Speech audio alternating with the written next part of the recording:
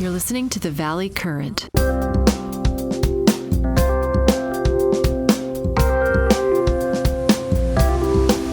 Usually when we talk about generational wealth, there's this underlying expectation of mathematical certainty. Right. Like, it's treated like building a skyscraper, You hire the best of state attorneys, you draft this ironclad trust, you exploit every intricate tax loophole available, and then the architect just points to the blueprint and essentially says, well, there it is. The family fortune is secure for the next century. Yeah, it creates this really powerful illusion of permanence. We crave that structure. I mean, when you're dealing with a massive accumulation of resources, you inherently want things to be documented. Exactly. You want it to be legally binding, to feel like concrete and steel. But then, you step out of the attorney's office and into the actual, messy reality of how human families operate over decades. Oh, totally. And suddenly you realize that beautifully engineered skyscraper is actually built on a fault line. And if you're listening to this, you might be in the middle of navigating this yourself, or maybe you're building something you hope lasts. Right. And if you are, we have to look at a statistical landscape that is, honestly, it's terrifying. Yeah, because roughly 70% of wealthy families lose their wealth entirely by the second generation. Yep. And 90% lose it by the third. Which is, it's the absolute definition of a structural collapse. The money evaporates, the businesses are sold or shuttered, the family splinters. Crazy. And when you look at the macro scale of what's happening in the global economy right now, the stakes have literally never been higher. We are currently navigating the middle of the greatest wealth transfer in human history. Oh, wow. Yeah, we're talking about an estimated $84 trillion set to change hands in the United States alone between now and 2045. 84 trillion. With a T. With a T. But here's the thing that completely flips the script on how we process this, right? When researchers actually dig into those failures, that 90% collapse rate by the time the grandchildren take over, only about 3% of those collapses are caused by bad tax planning or legal missteps or poor investment choices. Just 3%. It's incredible. The overwhelming majority, nearly 85%, trace back to human failures. Specifically, broken communication, a complete breakdown of trust, and heirs who are fundamentally unprepared for the psychological weight of capital. The technical work that wealth advisors traditionally obsess over, the machinery of the trusts, the tax mitigation strategies, it actually accounts for the absolute smallest slice of the failure pie. Right. The hardest problem in family wealth is not the tax code, it's the human condition. Which brings us to the mission of today's deep dive. We are trying to crack that human code. We're pulling from an incredibly comprehensive source document called The 7 Quotients. Yeah, it's a fantastic text. It really is. It's a companion text to 21st Century Family Wealth Planning, published by Entrepreneur Law Group. And the reason we are diving into this today is because it entirely reframes what estate planning actually is. Right. The overarching argument here completely abandons those traditional architectural metaphors we were just talking about. The skyscrapers. Exactly. It argues that a family wishing to keep, to give meaning to, and perpetually renew what it's built has to cultivate 7 specific literacies. Right. If you want your family's flourishing to survive the century, you can't just build a better trust fund. You have to build better people. Okay, let's unpack this. Because the source material doesn't just list these literacies randomly. It organizes them into a deeply intentional sequence. Yeah, the structure is key. So we are going to abandon the skyscraper metaphor entirely today. The text uses a brilliant concept borrowed from the psychologist Scott Barry Kaufman, which is the sailboat. I love this metaphor. It's so good. So picture a sailboat. You have the hull, which keeps the water out and keeps you safe. And you have the sail, which catches the wind and gives you momentum and, purpose. Right. We're going to spend the next hour building both, starting from the foundational hull, the basic literacies of money, physical health, and emotional trust, and eventually raising the sail to catch the wind of multi-generational purpose. And we cannot skip steps here. You can't raise a massive sail if your hull is full of holes. Yeah, the wind will just capsize you. Exactly. Let's start with sealing the hull. The first 3 quotients, FQ, HQ, and EQ. Money, vitality, and trust. Let's look at FQ first, the financial quotient. Right. This seems obvious, right? Of course, a wealthy family needs financial literacy. But the text frames this as a severe systemic vulnerability. It is a vulnerability because we just assume wealth automatically imparts financial wisdom to the next generation. Right, like osmosis. Exactly, but the data proves otherwise. The source points to the 2026 PFIN Index, which measures basic personal finance knowledge. U.S. adults scored just 47%. Wow. That means the average adult is fundamentally failing basic financial literacy. And Gen Z is scoring even lower, down around 38%. Wait, I want to interrogate that for a second. Why are we failing so badly? Is it because financial products have become deliberately more complex? Or is it because we're entirely abstracted from physical money now with, apps and digital wallets? Well, I mean, both play a role, but the root cause the text highlights is a failure of experiential learning. Okay. We treat money as a taboo subject. It's an abstract concept that children are totally excluded from. We rely on schools to teach it, or we expect kids to just, like you said, absorb it via osmosis. Yeah. But foundational self-regulation around resources takes root incredibly early. Research indicates basic money habits are largely formed by age 7. Age 7. Okay. If the adults are walking around with a 47% financial literacy rate, the behaviors they are modeling for a 7-year-old are inherently flawed. Absolutely. So how does a family actually fix that? Because the text suggests something that gave me serious pause. It advocates for a concept called giving with a warm hand. Right. So traditional estate planning focuses on the cold hand. Which is what exactly? Hoarding the wealth behind an opaque wall until the patriarch or matriarch dies, and then just dumping it on an heir who has never managed capital before. Right. Giving with a warm hand means transferring significant assets while the elder generation is still living and vital. Okay, but let's look at the mechanics of this, because this is where I really struggle. Yeah. The text notes that under the 2025 to 2026 figures, you can give $19,000 per recipient per year. Oh, yeah. Or $38,000 for a married couple splitting gifts, completely tax-free, plus unlimited direct payments for tuition and medical bills. Right. Are we seriously suggesting that a family should just hand an 18-year-old $38,000 a year to, test them? Yeah. That sounds like a fast track to destroying a teenager's work ethic. It does sound risky, yeah. How does the text justify that risk? It justifies the risk because the alternative is so much worse. Think about it. If you wait until you pass away, that heir might suddenly receive $5 million with zero practical experience. Right. Handing them $38,000 now is a live fire training exercise with a controlled blast radius. A controlled blast radius. I like that. Exactly. You give it with the warm hand so you can actually observe the behavior. You get to mentor its use. Does the heir immediately blow it on a depreciating asset like a luxury car? Do they save it? Do they invest it? Right, so you're gathering data. Yes. If they squander it, they've revealed a massive hole in their FQ.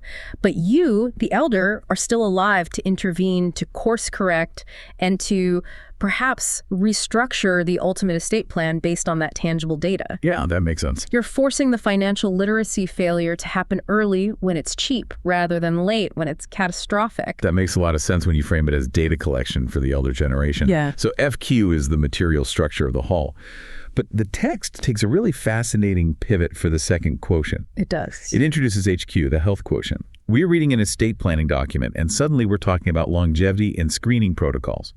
What is the explicit link between physical vitality and family wealth? The link is time. The text focuses heavily on the medical concept of compressing morbidity. This is not merely about trying to live to 100. It's about aggressively reducing the number of disabled, chronically ill years at the very end of life. The goal is to achieve a healthy 100 years. Compressing the decline into a tiny window. Yes, exactly. High HQ, which the text defines as rigorous preventative screening, optimized nutrition, movement, and sleep hygiene, can effectively add up to 20 highly active, vital years to a person's lifespan. Wow. And from a wealth perspective, those extra 2 decades unlock what the text calls the longevity dividend. I want to break down the mechanics of this longevity dividend, because for you listening, this is where the math gets genuinely staggering. It really does. Time is the primary variable in the equation of compound interest. If you compress morbidity and reclaim 20 healthy years, you allow financial streams to compound to an exponential degree. Give me an example. Let's look at Social Security. If a person delays claiming their benefit until age 70, they secure the highest possible monthly payout. If their HQ practices allow them to live to 100, they are collecting 30 years of a maximized inflation-adjusted income stream. Which completely changes the baseline security of the family. It changes everything. Or take a Roth IRA. If you live an extra 20 years, that's 2 more decades of aggressive, completely tax-free growth with 0 required minimum distributions. Right, because you never have to pull it out if you don't want to. Exactly. But the text gets into even more advanced mechanics. Consider a charitable remainder unit trust, or a CRUT. Okay, stop there. Break down exactly how a CRUT exploits this health span, because the text references it, but we really need to see under the hood. Okay, let's pull back the curtain on how a CRU functions. When you fund a charitable remainder unit trust, you receive an income stream from that trust for the rest of your life. And whatever is left when you die goes to charity. But here is the critical part. The IRS calculates the required payout structure and your immediate tax deduction based on standard actuarial life expectancy tables. The IRS assumes your average. They assume you will die at an average age, but if you have optimized your HQ, you are not average. Right. You've effectively engineered a mathematical mismatch. If the IRS tables assume you'll live to 82, but your HQ practices push your healthy lifespan to 100, you spend 18 years legally collecting an income stream from a trust that the tax code assumed would have already paid out. That is wild. Health literally buys time, and time breaks the mathematical limits of wealth accumulation. It's a huge leverage point. So FQ gives us the capital, and HQ gives us the century required to compound it. We have a very solid physical boat. We do. But then we hit the third piece of the hull, EQ, the emotional quotient. And frankly, this is where you realize that a mathematically perfect boat can still be sunk by a terrible crew. Oh, absolutely. If the emotional foundation is cracked, the capital and the lifespan become liabilities rather than assets. The text leans heavily on the Harvard study of adult development. This is an 85-year longitudinal study tracking the lives of hundreds of men and eventually their families. Right, it's famous. The conclusion of that massive data set was unequivocal. Relationship quality, not accumulated wealth, and not raw IQ is the single greatest predictor of human happiness and physical health. Better than wealth or IQ. Yes. That is a direct challenge to the stereotypical, hyper-driven wealth creator who thinks, if I just add another 0 to the net worth, the family will be fine. It shatters that illusion entirely, and it loops right back to the statistic we opened the show with. A 90% collapse. Right. Why do 60% of wealth transitions collapse? Because of broken communication and lack of trust. Trust is an emotional currency. Yeah. If a family possesses low EQ, they lack the capacity to communicate honestly. Expectations go completely unspoken. Resentments over perceived slights fester for decades. Right. They just let it sit there. And when the patriarch or matriarch finally passes away, the transition fails because the family members view each other as adversaries, competing for resources, rather than a crew navigating the same ship. But the source material makes a crucial point that EQ isn't just about avoiding screaming matches at Thanksgiving, right? No, not at all. It argues that EQ affects the money directly. It suggests that most of the classic behavioral finance mistakes, panic selling during a market dip, extreme loss aversion, recency bias, those are actually emotional regulation failures wearing a financial mask. Let's test that, because it's a really profound insight. When the stock market drops 20% in a week, what actually happens in the brain? Panic. Right, your amygdala, the ancient primitive fear center of your brain, fires off massive alarm bells.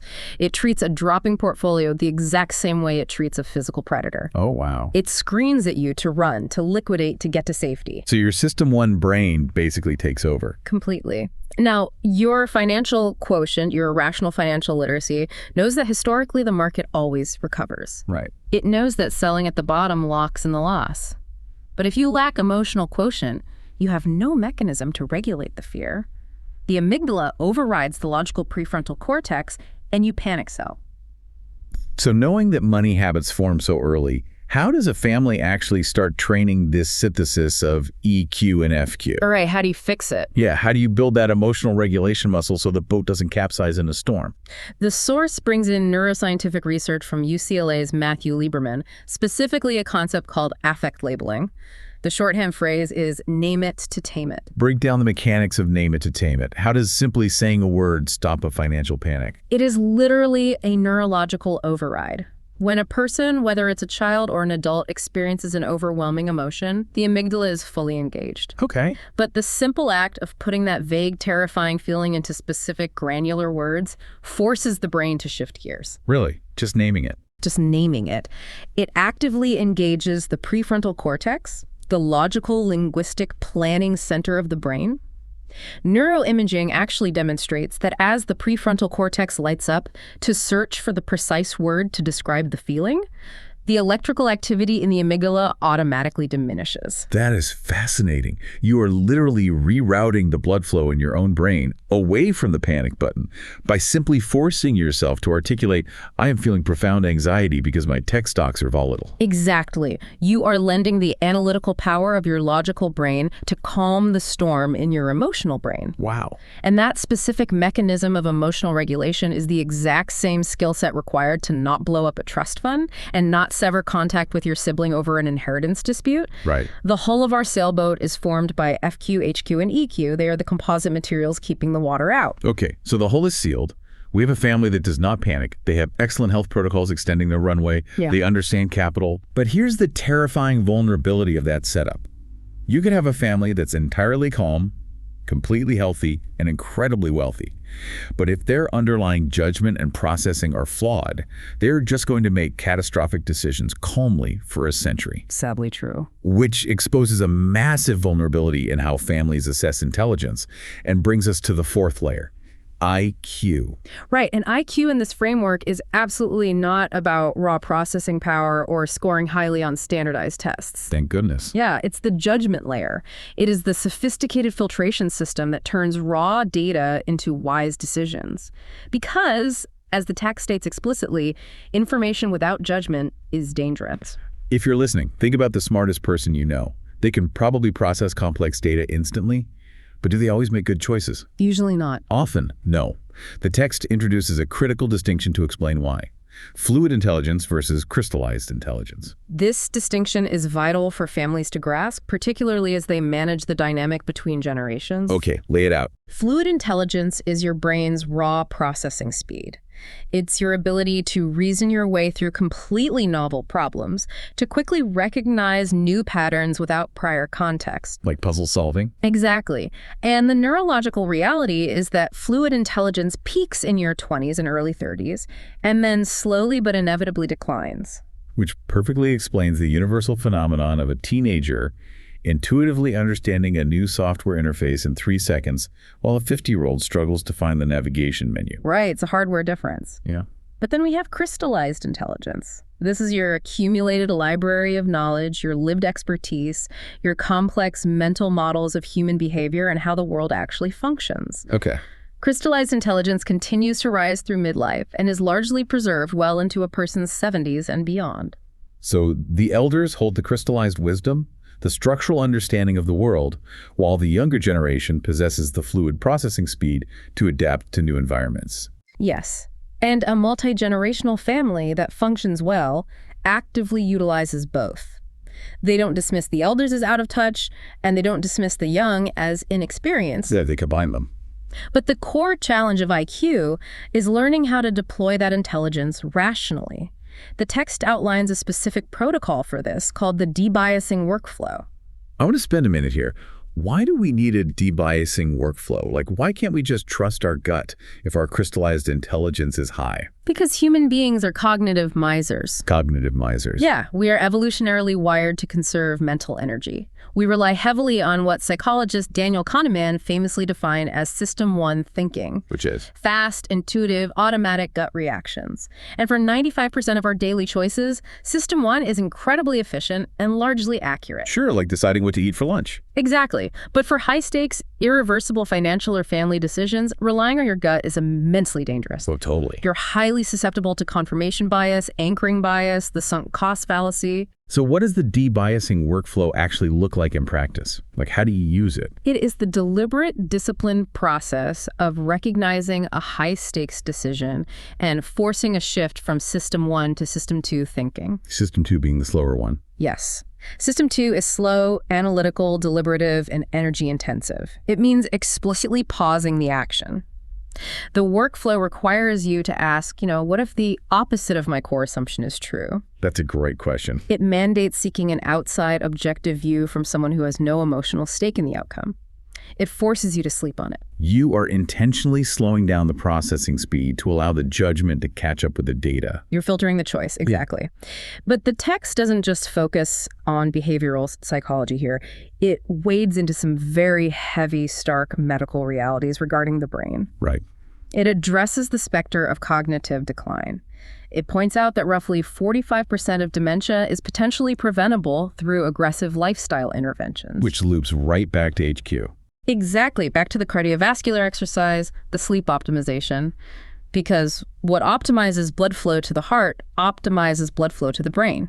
But the text acknowledges that even with a perfect HQ protocol, cognitive decline remains a profound risk as we age into that healthy 100 years. It does. And this creates what it calls the dangerous gap. Yes. Explain the dangerous gap, because when I read this, it struck me as the single greatest point of failure for an aging patriarch or matriarch.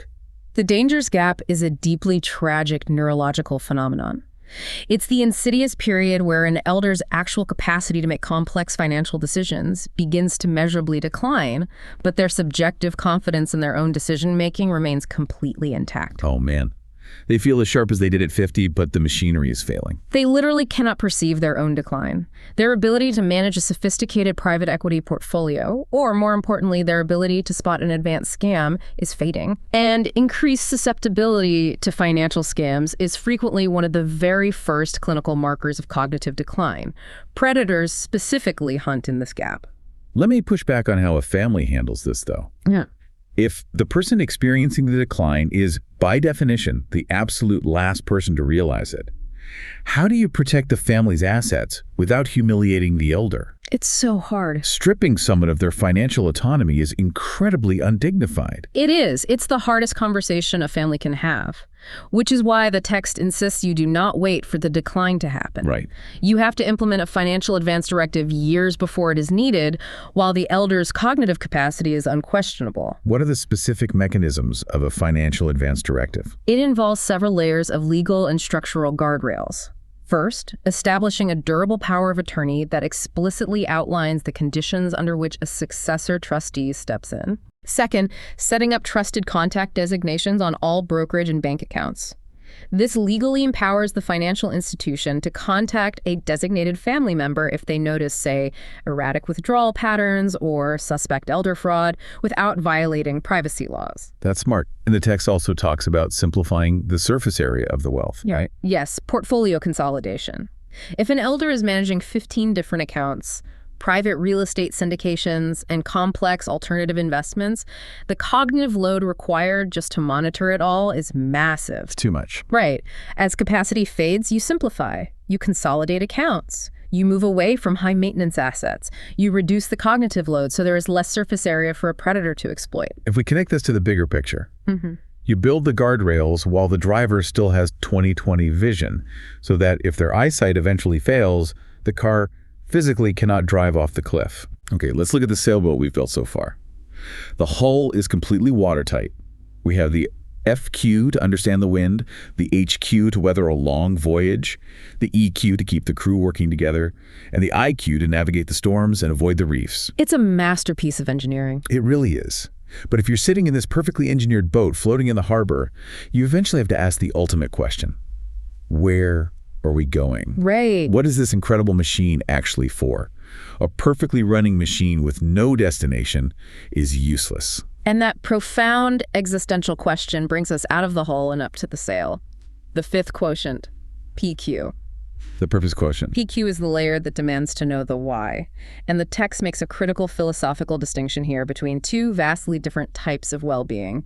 Hedonic well-being versus eudaimonic well-being. It does. Break those down for us. It's a distinction that really defines the trajectory of a family's wealth. Hedonic well-being is the pursuit of pleasure. It's comfort, luxury, the active avoidance of pain or stress. Sounds nice. It does sound nice. And let's be clear, significant wealth is incredibly efficient at purchasing hedonic well-being. Yeah. You can buy the mega yacht, the private aviation, the Michelin-starred meals, the totally frictionless life. But the text argues that the mega yacht eventually gets boring. It always does, because of a psychological mechanism called hedonic adaptation. Right. Human beings are remarkably adaptable. Whatever level of luxury you achieve quickly becomes your new normal, your baseline. Right, you get used to it. Exactly. You habituate to the private jet and it stops delivering joy. It just becomes transportation. Eudaimonic well-being operates on a completely different axis. It's the pursuit of flourishing through meaning, growth, and self-actualization.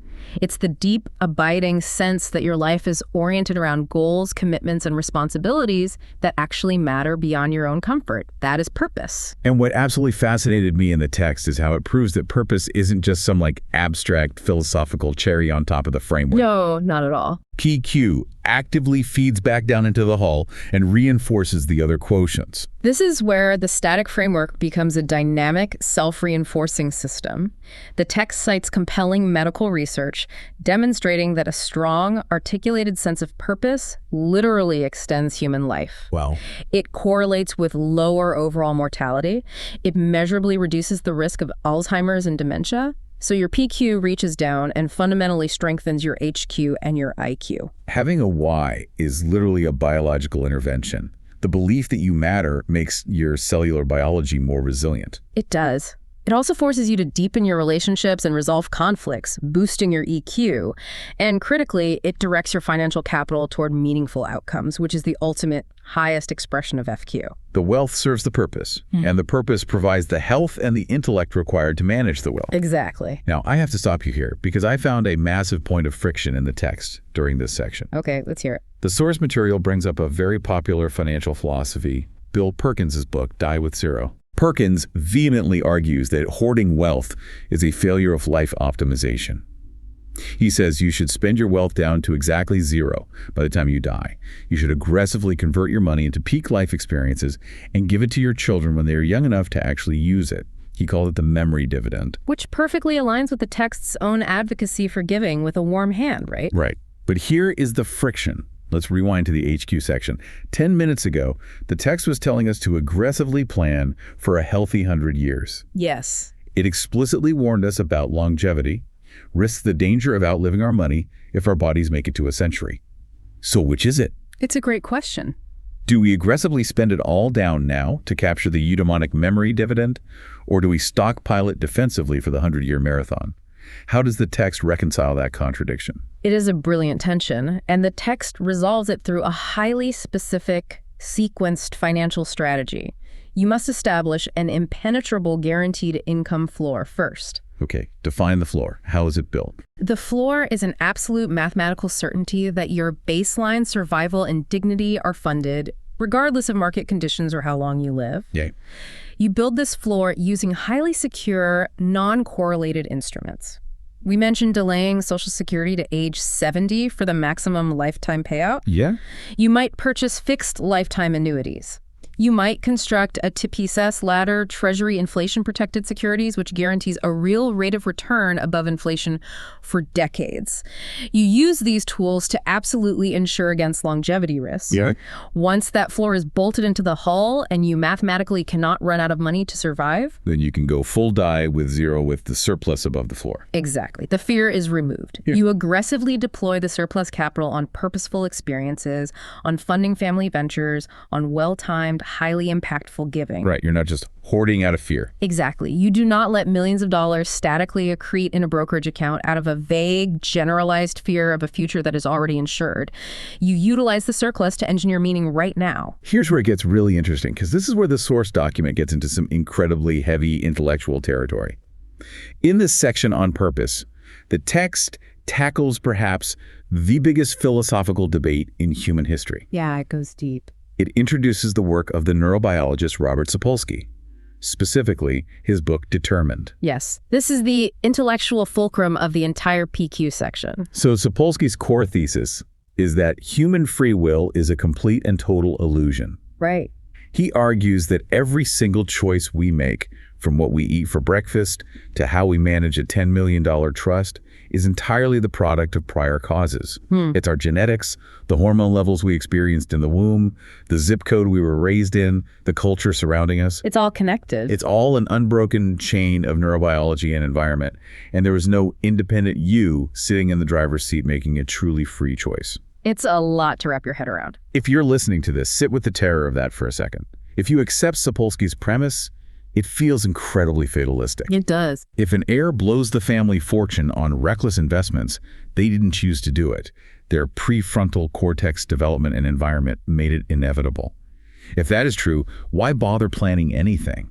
Why strive for purpose or draft a trust if the script is already written by our biology? It's a deeply unsettling proposition. If we lack free will, doesn't that inherently excuse passivity and, strip away all moral responsibility? Right, I agree. But what is genuinely brilliant here is the text's profoundly pragmatic response. Okay. It essentially says, let the academic philosophers debate the metaphysics of determinism. Sure. For a family charged with stewarding significant wealth, the practical takeaway is exactly the same, regardless of who wins the debate.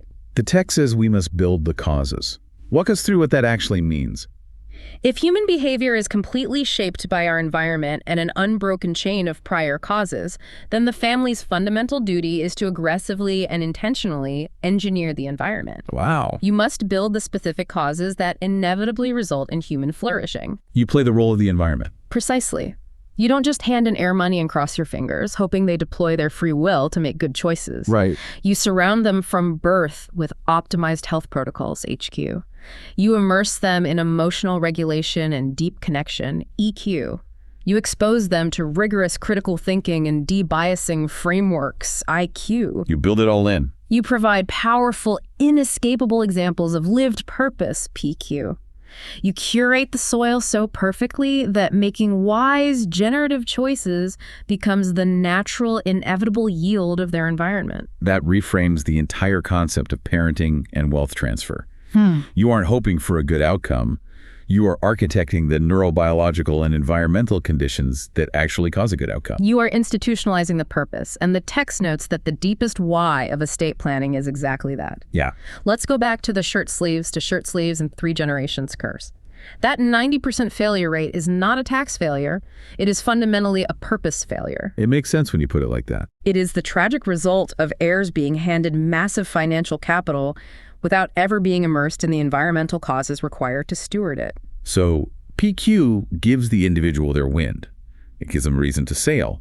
But individuals are mortal. Even with a perfectly executed healthy 100 years, the founders of the wealth will eventually die. They will. How do you prevent that carefully engineered purpose from diluting and fading when the originators are gone? How do you prevent the shirt sleeves curse in the next generation? How do you keep the wind in the sail across decades and centuries? That exact vulnerability is what necessitates the 6th quotient, AQ, the actualization quotient. The meta capstone of the whole framework. Actualization. Let's bring the sailboat metaphor fully to life here. Okay, so AQ is the discipline of a family becoming everything it is uniquely capable of becoming, not just once, but generation after generation. It draws heavily on Abraham Maslow's famous hierarchy of needs, specifically the pinnacle of self-actualization. But the text refines it using Kaufman's sailboat. The hull provides the security. The sail represents exploration, growth, and self-transcendence. Okay.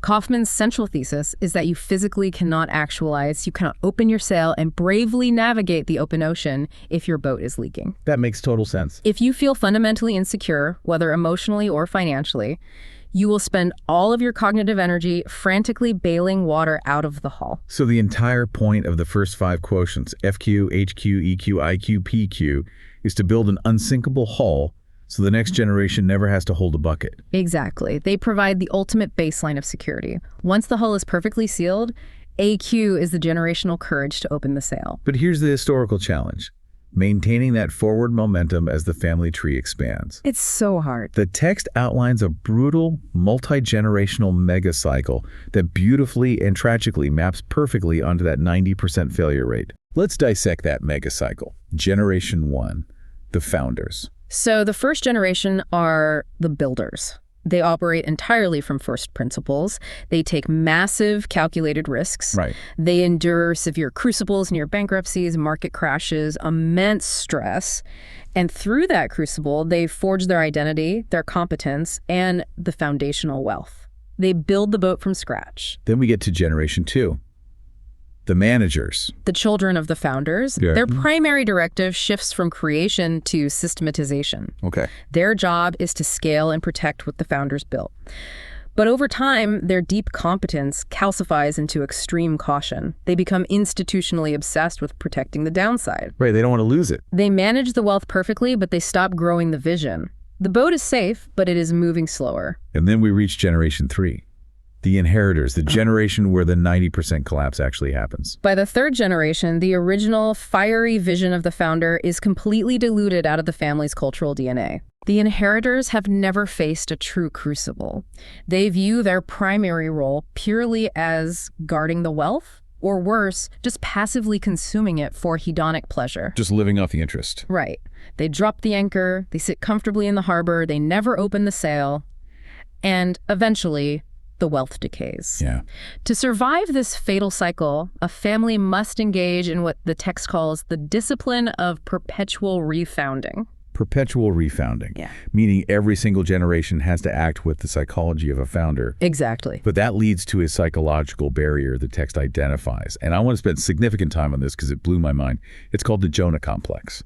It's a fascinating concept. The fear of your own greatness. You know, when you hear about inherited wealth, the media trope is always the same. Right, the spoiled kid. The spoiled, hyper-arrogant heir who thinks they're invincible because of their last name. But the text suggests the reality is often the exact opposite. Yes. It suggests many heirs are actually paralyzed by terror. It's so counterintuitive. It is a profound, empathetic insight into the psychology of inheritance. Imagine the reality of being the child of a titan. Aye. Your father or mother built a global empire from nothing. The internal bar for what constitutes success is set impossibly high. Yeah, how do you follow that? You can't. The Jonah complex, originally theorized by Maslow, is the human tendency to subconsciously flee from our own highest potential. Wow. We underaim. We deliberately choose a smaller, safer life so that we never have to risk failing in the massive shadow of that towering founder. The heir looks at the legacy and thinks, I can never replicate that, so I won't even try. Exactly. The heir tragicomically confuses a comfortable, funded inheritance with a completed life. That's a great way to put it. They succumb to a deficiency fear. They stay safely moored in the harbor because the open ocean outside the ocean their parents conquered is just too psychologically intimidating. They stop growing, which means they stop actualizing. So if you are the elder generation and you see the Jonah complex taking root in your kids, how do you fix it? You can't just mandate self-esteem. The text says you have to structure the estate to give agency, not just assets. What is the actual mechanism for doing that? It requires engineering an environment where the heir can actually fail. Okay. You have to manufacture a modern crucible. You cannot shelter them from consequence. The text provides a highly effective example, establishing a formalized family bank or an internal venture fund. So instead of the trust just automatically depositing $30,000 a month into their checking account to fund a perpetual vacation. Right. If the heir wants to start a business, fund a philanthropic initiative, or invest in real estate, they do not just get a blank check. They have to formally apply to the family bank. They have to write a rigorous business plan. They have to defend their financial modeling in front of a board, which might include outside advisors or older family members. Oh, wow. And crucially, they must face the very real, very terrifying possibility of hearing the word no. There have to be stakes, a real possibility of rejection. Real stakes are the only currency that buys genuine competence. And genuine competence is the only thing that builds the authentic self-esteem necessary to seal the top of the hull, which allows the heir to finally trust themselves enough to open their own sail. You absolutely cannot gift self-esteem through a trust distribution. It must be painfully earned through mastery. Yeah, that makes perfect sense. Perpetual refounding means legally and culturally structuring the family estate to fund the sale, to fund growth, risk, and new ventures, rather than just cushioning the heir into a state of stagnant idleness. Okay, so if a family successfully masters AQ, they have achieved something incredibly rare.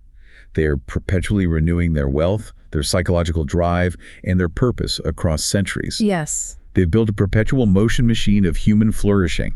They're a perfectly optimized sailboat, constantly exploring new oceans. They are. What? But the source material makes one final, incredibly poignant pivot. Right. It argues that if a family stops at AQ, they have ultimately failed the highest test of wealth. Yeah.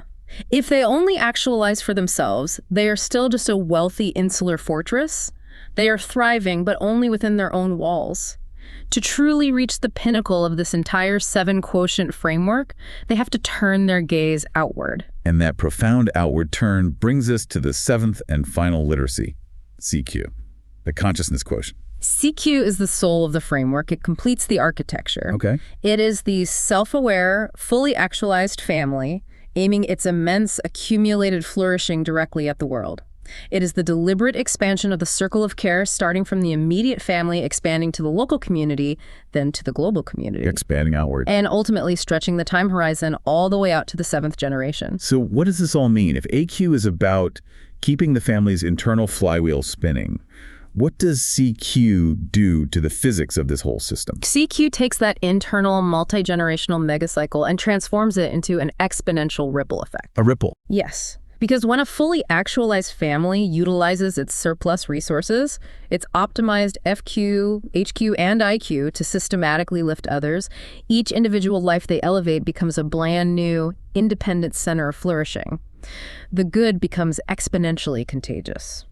The text roots this grand philosophical idea deeply in empirical science. Yeah. It talks about the helper's high and pro-social spending. These aren't just poetic metaphors.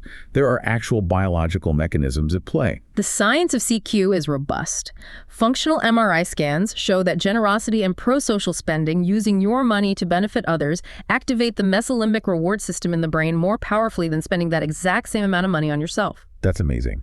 Experiencing awe, giving unconditionally, witnessing the relief of others, these actions trigger releases of oxytocin and dopamine that fundamentally elevate the giver's own baseline of well-being. The outward turn is biologically reinforced. But the text doesn't rely solely on modern neuroimaging. It takes a massive step back and elevates this concept by looking at the deep history of human philosophy. It does. It examines the literature of love across 4 distinct ancient civilizations to prove that this outward turn is the ultimate human progression. It is a beautiful synthesis. The text examines Plato's Symposium in Greece, the Kama Sutra by Vatsyayana in India, Okay. Ovid's Ars Amatoria in Rome, and the Song of Songs from the Hebrew Bible.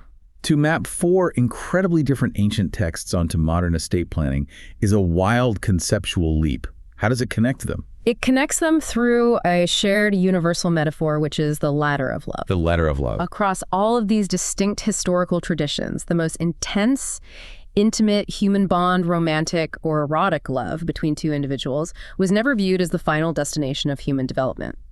It was viewed as the crucial first rung on a ladder. It is the training ground. Exactly. You start by learning how to attune yourself completely to the needs of one specific, deeply flawed human being. You learn radical empathy, painful sacrifice, and total vulnerability. And once you master the mechanics of that intense local love, the texts argue you must step up the ladder. You expand that newly built capacity for care to your children, then you expand it to your neighbors. Wow. Then you step up again to love your community, and eventually you ascend to a universal care for abstract concepts like justice, beauty, and humanity itself. That progression completely shatters the traditional definition of family wealth. It really does. It shifts the definition of family wealth from being a reservoir, where water just sits and gets stagnant, to a river that waters everything it touches. The river is the perfect visualization of CQ. But this raises a critically important question. Okay. The text is not naive about philanthropy. It includes a very stark, specific word of care regarding this outward turn. Right. Because if we are honest, we have all seen examples where extreme wealth, engaging in philanthropy, can become incredibly toxic. Oh, absolutely. Or performative, or even destructive to the people it claims to help. Precisely. And this is why the sequence of the 7 quotients is non-negotiable. The text insists that genuine, generative CQ must only emanate from a place of profound fullness, never from a place of internal depletion. Let's test that. What does philanthropy from a place of depletion look like? Imagine an air with a severely leaking hull. They have low EQ, deep unresolved trauma, and the Jonah complex. Okay, so they're struggling. If they use massive public philanthropy or high-profile public service to subconsciously mask their own unmet emotional needs, it becomes toxic. I see. If they are giving away millions to appease a crippling sense of survivor's guilt or to desperately buy the public love and validation they never received from their parents, the giving is fundamentally selfish. It becomes about the giver's ego, not the recipient's actual needs. Exactly. Service born of neurosis, guilt, or a messiah complex often actively disrespects the agency and dignity of the communities it interacts with. Right. True consciousness quotient requires the giver to be whole. The family must be emotionally, psychologically, and structurally healthy. They must have high EQ, robust IQ, and actualized AQ before they can effectively turn outward. You cannot actualize the world from a leaking boat. That's it, exactly. So, assuming the hull is impenetrable, the sail is full, and the family is operating from a place of genuine wholeness, what are the tangible, mechanical estate planning applications of CQ? How do you actually do it? Right. How do you legally structure a ripple effect that lasts for generations? You move from random acts of giving to institutionalized strategic impact. You establish robust donor-advised funds or private family foundations. Okay. But the critical CQ element is governance. You govern these entities collaboratively as a family. The foundation becomes the ultimate classroom where the elder generation teaches the younger generation how to debate values, evaluate societal impact, and make high-stakes, unified decisions. You are building the IQ and EQ of the next generation using the philanthropic capital. Yes. And it extends beyond pure charity into the main corpus of the wealth. You embrace impact investing. What does that mean in this context? You refuse to deploy the family's FQ into ventures that contradict the family's CQ.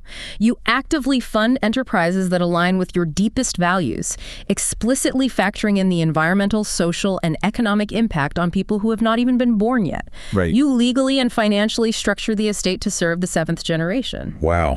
Okay, we have taken an absolutely massive, expansive journey today. For you listening, let's try to synthesize this entire architecture one last time. It's a lot to take in. It is. We started at the very bottom, in the hull of the boat, with FQ, financial literacy. We defined it not as hoarding, but as the powerful instrumental engine of the wealth requiring live fire training to master. Right. We reinforced that with HQ. Health literacy. We explored the astonishing math of compressing morbidity, utilizing tools like CRUTs and delayed Social Security to let compounding magic work over a healthy 100 years. The longevity dividend. Exactly. We bound those materials together with EQ, emotional intelligence, utilizing neurological tools like effect labeling to quiet the amygdala and build the deep trust that keeps the family from tearing itself apart in a storm. The essential glue. Then, we layered in IQ, distinguishing between fluid and crystallized intelligence. We learned how to deploy the debiasing workflow to force System 2 thinking, and how to build financial advance directives to protect against the dangerous gap of cognitive decline. Right. We took that perfectly sealed hull and raised the sail of PQ, purpose. We abandoned hedonic treadmills for eudaimonic flourishing, building guaranteed income floors so we could aggressively deploy surplus capital into meaning, actively engineering the environmental causes of our family's future success. Building the causes. To ensure that purpose survived the death of the founders, we embraced AQ, actualization. We committed to perpetual refounding, battling the Jonah complex by giving our heirs agency and real stakes instead of just suffocating assets. Which is so critical. And finally, once the family was fully flourishing, secure, and infinitely renewing itself, we turned outward with CQ, consciousness. We climbed the ladder of love, turning the stagnant reservoir of wealth into a vital river, aiming our actualization at the world to create an exponential ripple out to the seventh generation. It is a masterclass in holistic design. The framework forces you to realize that financial capital, devoid of human character and purpose, is simply a delayed catastrophe waiting to happen. It really is. It changes the entire paradigm of what it means to leave an inheritance. I want to leave the listener with one final, deeply provocative thought to mull over as you analyze your own family's trajectory. Okay, let's hear it.